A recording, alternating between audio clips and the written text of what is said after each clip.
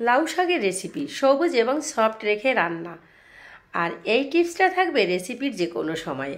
আর এই একটা শাকের তরকারি যদি আমার বাসায় হয়, আর কোনো কিছুর দরকারই হয় না, আপনাদের ভাইয়ার আর আমরা মন প্রাণ ভরে ভাত খেতে পারি একদম নির্দ্বিধায়। তো কি করব রেসিপিটার জন্য, প্রথমে একটা হাঁড়ি বসিয়ে দিয়েছি, তার ভিতরে দিয়ে দিয়েছি 3 চামচ তেল, আর এখন দিয়ে দিচ্ছি কয়েকটা ছোট চিংড়ি মাছ দেশীয়। তো সেটা এখন আমি 3 মিনিটের মতো ভেজে নিব। আর ভেজে নেওয়ার পরে এখানে দিয়ে দিব একটা মাঝারো সাইজের আলু, একটু ছোট ছোট করে কেটে। তো এটাও চিংড়ি মাছের সাথে 1-2 মিনিট ভেজে নিব। তারপরে দিয়ে দিব এখানে মাঝারো সাইজের 2টা পেঁয়াজ কুচি এবং 3-4টা রসুন কুচি, 3-4 কোয়া রসুন কুচি দিয়ে সুন্দর করে চিংড়ি মাছের সাথে ভেজে নিব। তারপরে একদম 1 চিমটি করে হলুদ গুঁড়ো, মরিচ গুঁড়ো আর ধনিয়া গুঁড়ো, আর দেবো 1 চিমটি আদা রসুন পেস্ট। এখানে আমি মশলা বেশি একটা ইউজ করব না। তবে এই শাকটা এই চিংড়ি মাছ দিয়ে না রান্না করলেও কিন্তু অনেক টেস্টি, শুধু আলু আর শাক দিয়ে রান্না করলে। তো সম্পূর্ণ উপকরণ আমি একটু ভেজে নিয়ে পানি দিয়ে দিয়েছি, কষিয়ে নেব।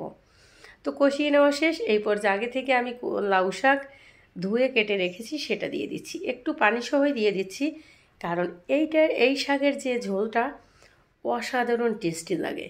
তো নেড়ে চেড়ে দিয়ে এখন আমি 8-10টা কাঁচামরিচ একটু মাঝখানে ফেলে দিয়েছি, আর 2 মিনিটের জন্য ঢেকে দিয়েছি। তো 2 মিনিট পরে আবার নাড়াচাড়া দিব, নাড়াচাড়া দিয়ে একদম ঢেকে রান্না করব ঠিক 5 মিনিট। আর শাকটা কিন্তু দেখবেন কালারটা কিন্তু একদম প্রথম থেকে শেষ পর্যন্ত কোনো প্রকার নষ্ট হবে না।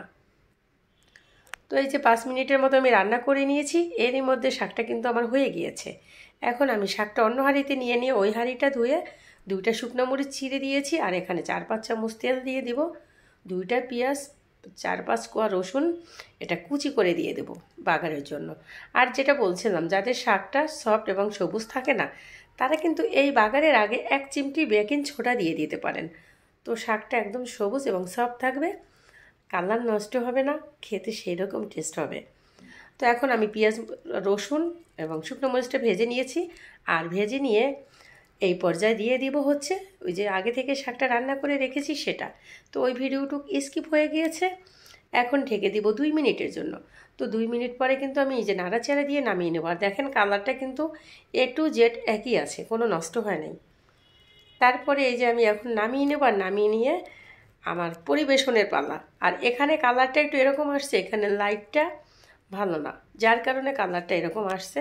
তবে এখানেও সেই রকম একটা কালার আসছে। আর একটা কথা বলে রাখি, এই শাকটা যদি আপনারা রান্না করেন, আপনাদের বাসা আর অন্য কিছু লাগবে না, যারা শাক সবজি পাগল আছেন। আর বাচ্চাদের কথা তো অন্য, বাচ্চারা তো শাক খেতে চায় না।